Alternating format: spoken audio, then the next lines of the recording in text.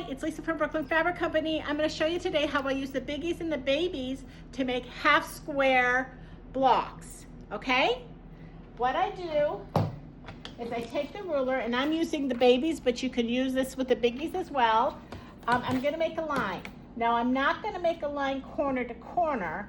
I'm going to actually measure a 1/4 inch off of the corner to corner and draw a line. Then I'm going to take this over to the sewing machine.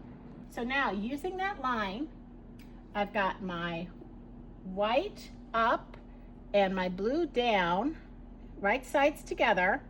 I'm going to put the edge of those two scraps just along the line. And if you wanted to pin or glue it, you could. I'm just going to do my best and use my fingers to hold it in place. So now I'm just going to sew a 1/4 inch. So I've used the line as my gauge, and I've sewn a 1/4 inch from the line, so the sewing line is actually corner to corner. Now we're going to go press this. Okay, so now I've got this block, and I like to iron after every sewing, but you definitely don't have to. You can finger press. I just like the ironing. So now I've got this pressed open like this. And also when I do these, I do a batch all at once, but that's just me. Okay, so now we're going to take this over to the sewing machine. I'm going to do the blues first on this one. So my next piece, right side down with the right side up, and I'm just going to freeform a 1/4 inch seam. And this excess I'm going to cut off, and then we've got this piece for the next. And then I'm going to iron this open, and then just keep going down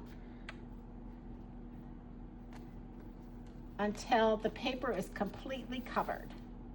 And do the blue side, and then I'm going to turn it around and do the same with pieces of white.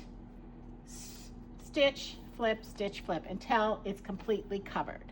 So I have this finished block, and I'm going to trim it with the paper. So I turn it fabric side down.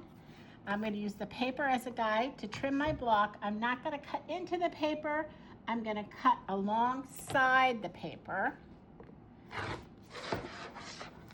Now when I sew these, I use a sharp needle, and I use a smaller stitch, which will come in handy later when we pull out the paper.